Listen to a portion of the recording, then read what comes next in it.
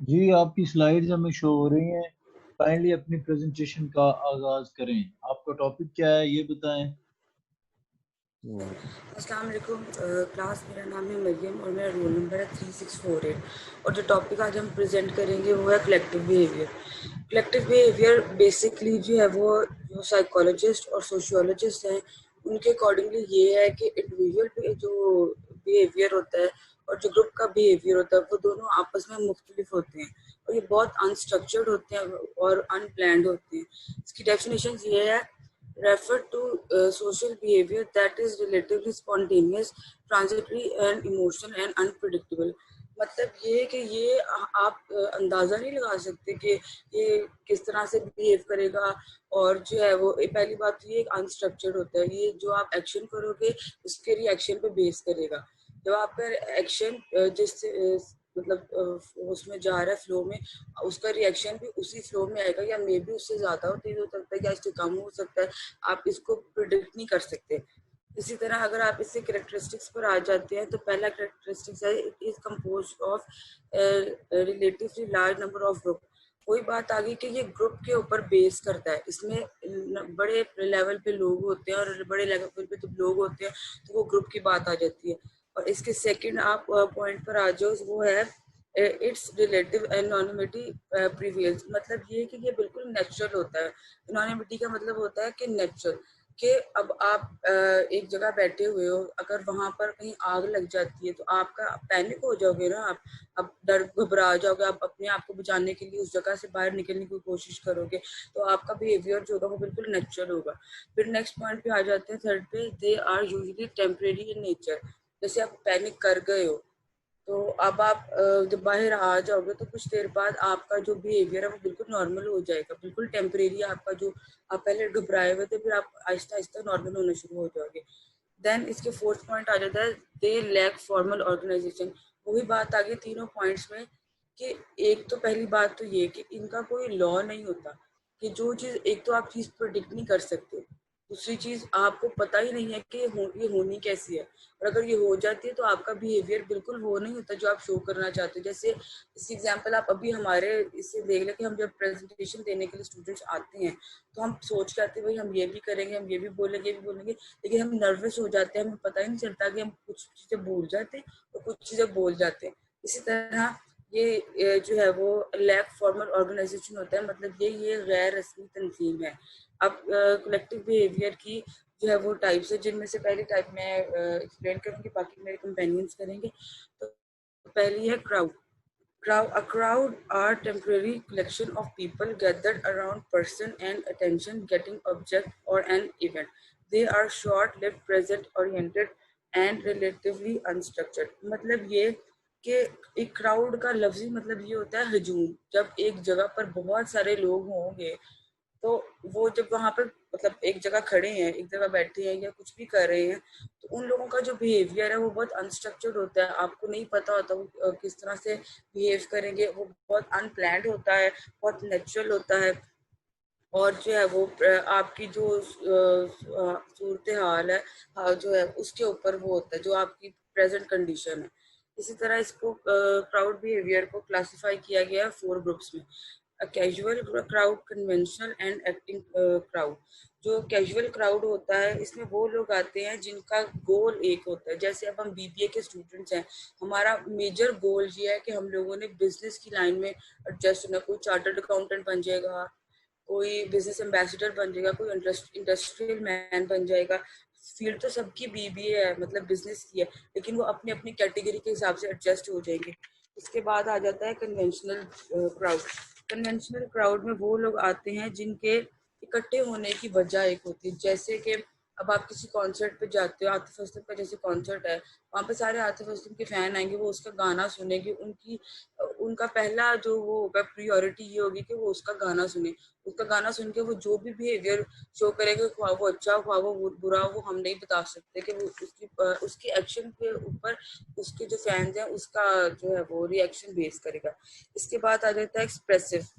जो expressive crowd होता है इसमें वो लोग आते हैं जो लोग अपनी एक्साइटमेंट और अपने इमोशंस को शो करते हैं। जैसे कि अब जब हम यूनिवर्सिटी में एडमिशन लेते हैं तो हमारे यूनिवर्सिटी आने से पहले हमारी एक्साइटमेंट और तरह की होती है, हमारे इमोशंस भी होते हैं, इमोशंस से हम नर्वस होते हैं, एक्साइटमेंट में ये होता है कि हमारी लाइफ का एक नया चैप्टर खुलेगा, पता नहीं वो हमारे लिए किस तरह का होता है, पता नहीं वो ऐसे होता है।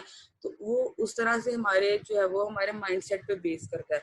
उसके बाद आ जाता है जो है वो एक्टिंग क्राउड। जैसे मैंने आपको पहले बताया ना कि एक्टिंग क्राउड की आप एग्जांपल इस तरह से ले लें कि ये अनप्रिडिक्टेड होता है, कि जैसे अब कहीं आग लग जाए, वही पैनिक वाली बात आ जाती है कि अगर कहीं आग लग जाती है, कहीं जल्जला आ जाता है। जैसे अब एपीएस का अटैक हुआ था तो सारे वालिदैन डर गए थे कि हम अपने बच्चों को स्कूल नहीं भेज सकते, मुल्क के हालात ठीक नहीं, तो वो पैनिक हो गए थे। और अभी कोरोना वायरस जैसे सिचुएशन चली हुई है, यूनिवर्सिटीज खोलने का गवर्नमेंट भी कह रही है, लेकिन फिर भी गवर्नमेंट जो है वो कभी सोचते हैं कि खोल दें, क्योंकि पेरेंट्स अपने बच्चों को कभी भी नहीं बाहर भेजेंगे इतनी वो जो है वो हार्ड सिचुएशन में। तो जो है वो इस वजह से वो अपने जो बिहेवियर को कंट्रोल करेंगे। ये मेरा टॉपिक था। नेक्स्ट जो है वो नम्रा कंटिन्यू करेगी।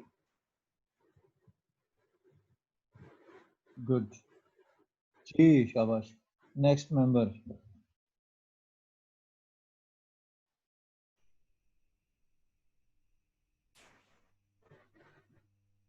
सिर्फ नेक्स्ट किसी और को होस्ट कर दो जिसने आपको प्रेजेंट करना है। ये हो गई जी करें, नम्रा ज्वाइन नहीं हो स्टार्ट करें। अस्सलाम वालेकुम। Today my name is Namra Hanif. My roll number is 3623. My topic is mass behavior. Mass behavior.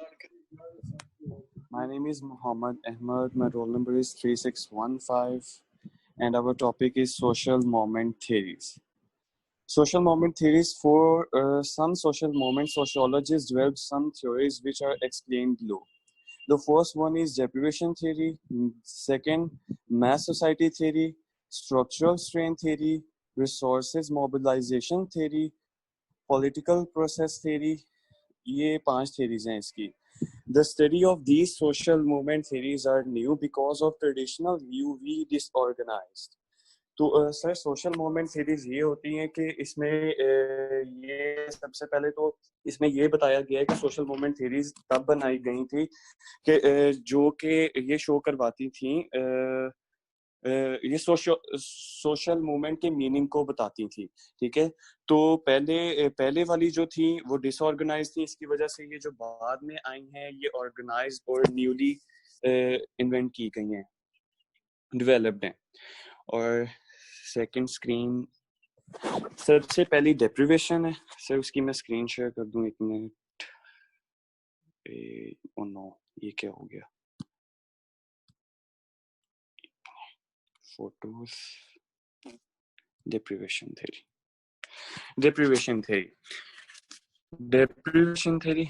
ये थ्योरी बताती है कि वो लोग जो एक पॉइंट पे आके गुड्स और रिसोर्सेज उनके पास लैग कर जाते हैं, और वो जो सोशल थ्योरी है उसके पास उस पे आने के बाद वो फाउंडेशन पर सर ये पता नहीं क्या कहते हैं, मुझे मैसेजेस आ रहे हैं कि क्लास में ऐड कर लें, मुझे तो पता ही नहीं कहाँ से ऐड करना है। Deprivation theory. This theory explains that social movements are the foundation for those people who lack goods and resources. It has 2 problems. What the group that form for social movements do when all other people also lack goods and some points.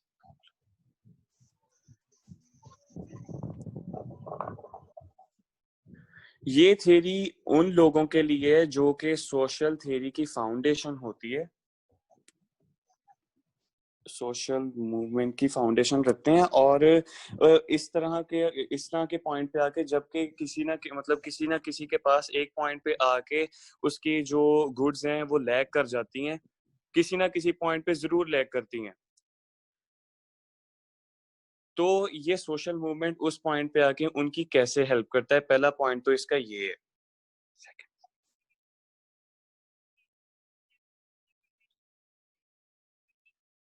और second इसका point ये है कि जो deprivation है ना वो इस मूवमेंट का कॉज बनती है। That's why this thus evidence of social movement is depreciation. It's all circular. ये किसी भी पॉइंट पे आके मतलब कि एक पॉइंट पे आके रुक नहीं रही है, ये सर्कुलर है हर तरफ से. Mass society. सर अब थर्ड सोसाइटी second point आ गया, mass society theory. It says that social movement are for those people in large society which feels that they are unimportant and are not linked to other people. It provides sense of belonging, sense of empowerment. This theory only works if you have a friend who is a member of this movement. Mass society theory ये कहती है कि social theory उन लोगों के लिए है, social movement उन लोगों के लिए जो अपने आप को अनइम्पोर्टेंट फील करते हैं. ये बेसिकली लोगों के अंदर सेंस ऑफ बिलोंगिंग और सेंस ऑफ एम्पावरमेंट को जो है बनाती है. जिसे कह लें कि उनके अंदर बनाती है.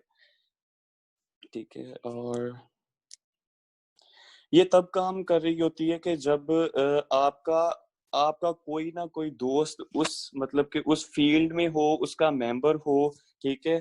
ताकि फॉर एग्जांपल इसकी एग्जांपल ये है कि अगर आपने किसी पार्टी में जाना है, ठीक है, तो आप उस पार्टी में अगर अकेले जाओगे, आपका वहां पे कोई फ्रेंड नहीं होगा, कोई कुछ नहीं होगा, तो आपको वहां पे जाने का कोई फायदा नहीं होगा. ठीक है. ना आप वहां पे जाके कुछ कर सकोगे, ना वहां पे आप किसी के साथ बिलोंगिंग कर सकोगे, और ना ही आपको कोई सेंस ऑफ एम्पावरमेंट होगी. और अगर आपका वहां पे कोई ना कोई एक फ्रेंड भी होगा, वो आपको लोगों से मिलाएगा, आपकी बिलोंगिंग बढ़ेगी, एम्पावरमेंट बढ़ेगी. तो इस तरह से क्या कहते हैं, ये थ्योरी इस चीज में आके करती है. और अब third one is structural strain theory.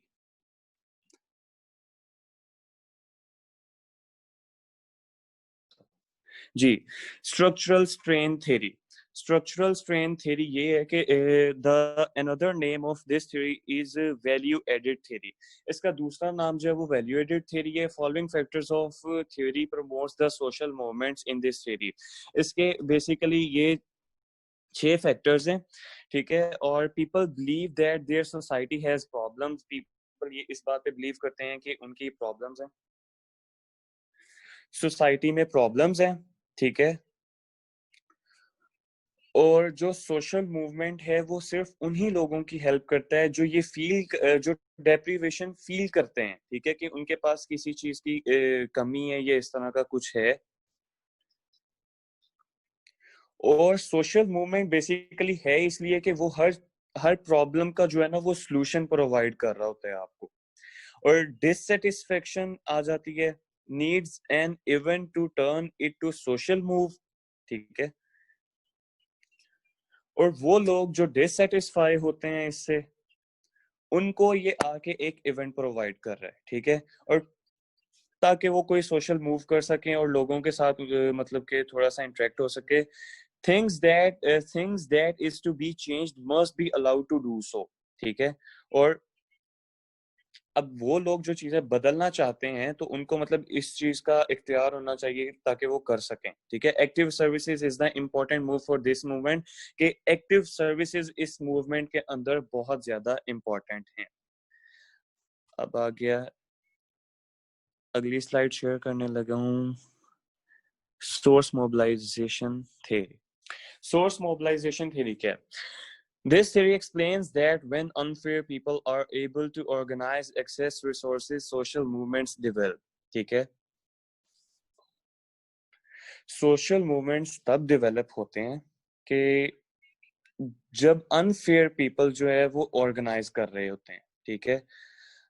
Access resources मतलब उनके पास ज्यादा रिसोर्सेज आ जाते हैं. अब वो आते कैसे हैं? मतलब वो कोई ना कोई गलत काम करके, या मतलब जिसे कह लें कि बहुत जल्दी ज्यादा रिसोर्सेज कमा के, तो वो उन्हें हम अनफेयर कहेंगे कि वो अनफेयर पीपल ऑर्गेनाइज कर रहे होते हैं. उस टाइम पे सोशल मूवमेंट्स वहां पे आके डेवलप होते हैं जब अनफेयर पीपल जो हैं वो ऑर्गेनाइज कर रहे हो. ठीक है. For the mobilisation resources and required the position of the theory are. ये थ्योरी जो है ये सिर्फ इन 3 पॉइंट्स को एक्सप्लेन कर रही है कि there will be protest in all societies, ठीक है, there will be protest in all society. पहला पॉइंट ये है कि ग्रोथ ऑफ पॉलिटिकल प्लुरलिज्म, ठीक है, जब ज्यादा पॉलिटिकल पार्टीज इकट्ठी हो जाती हैं ना तो उनकी ग्रोथ होती है, ठीक है। सेकंड पॉइंट है डिक्लाइन इन रिपर्शन, डिक्लाइन इन रिपर्शन, जब लोगों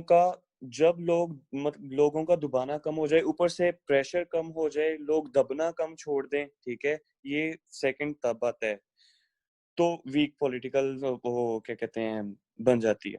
support of organised opposition, support of, जब ओपोजिशन हेल्प करती है ये पॉइंट तब आके यूज होता है। तो पॉलिटिकल सिस्टम भी वीक हो जाता है जब ओपोजिशन आपकी मतलब पीछे से सपोर्ट करती है। Broad access to institutional participation, ठीक है,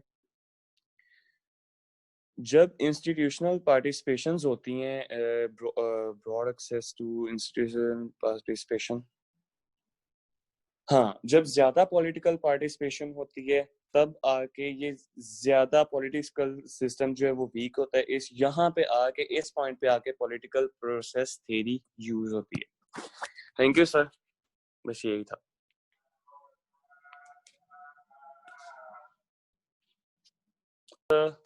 वेरी अब गुड, मुझे होस्ट बना दो, होस्ट बना इट दो वाज मुझे। Good, thank you sir. है कोई अभी मेंबर? यस, होस्ट बना दिया अहमद मुझे। Yes,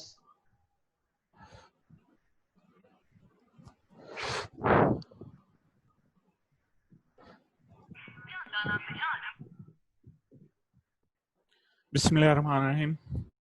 my name is Hubaib Hasan. Sir screen नजर आ रही है? Yes yes, carry on please, नजर आ रही है, carry on. My name is Hubaib Hassan. My roll number is 3641. Today I am going to describe leadership. What is leadership? The meaning of leadership, it is really difficult to attempt a definition of leadership, or in other words, it is difficult to define what makes certain persons leaders. Leadership is often regarded as the important modifier of organization behavior. It is regarded as primarily personal in character, as being founded upon individual preeminence of accomplishment in a particular field of behavior. Leadership को हम आम routine में define नहीं कर सकते। Leadership कहीं भी हो सकती है। अगर आप स्कूल में इंचार्ज हैं तो आप लीड कर रहे हैं अपनी क्लास को, अगर सीआर हैं, मॉनिटर हैं, तो आप लीड कर रहे हैं अपनी क्लास को। स्कूल में वैसे आम रूटीन में अगर देखा जाए तो आपके इलाके के एमपीए एमएनए आपके लीडर हैं, वो आपको प्रेजेंट कर रहे होते हैं।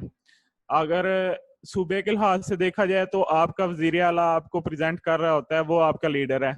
अगर पूरा मुल्क का हिसाब लगाएं तो फिर प्राइम मिनिस्टर आपको लीड कर रहा होता है, वो आपका लीडर होता है। Leadership versus power. The concept of power and leadership है मच इन कॉमन। जो पावर और लीडरशिप है ये एक जैसी होती हैं। Certain people are leaders because they exercise power. It are unthinkable that our leaders should not have power. Consequently, the exercise of influence is a central part of most definition of leadership. According to law, Paris, leadership is a behavior that affects the behavior of other people more than their behavior affects that of the people. Leadership versus headship. The leadership is not necessarily headship. Gibb has noted that there is almost general agreement in the literature of the last few years that leadership is to be distinguished by definition from dimension of headship. Headship means a position in the official hierarchy. Characteristics of leadership.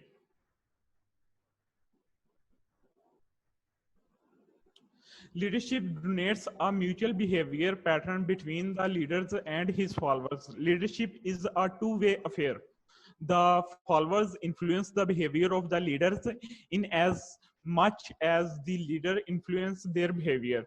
The concept of leadership can be understood only in context of followers. Without followers, there can be no leader. Leadership involves the element of willing and voluntary obedience by the followers. Leadership is based on cooperation and goodwill. Sheer threat and force cannot maintain one a leader for long. Leadership is specific to be a specific situation. Leadership experiences examples. Leadership leading a project or task in school. This can be an any level of school. Organization, a study group, spotting a problem at work and finding a solution. Sports leadership experiences. Volunteer non-profit leadership training, monitoring never team members, managing clients' projects, direct reports. Thank you very much.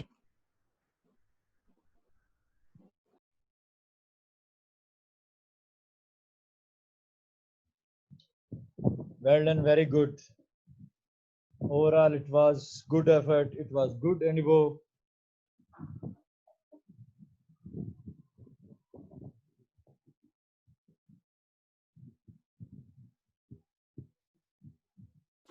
Sir Oh, yes.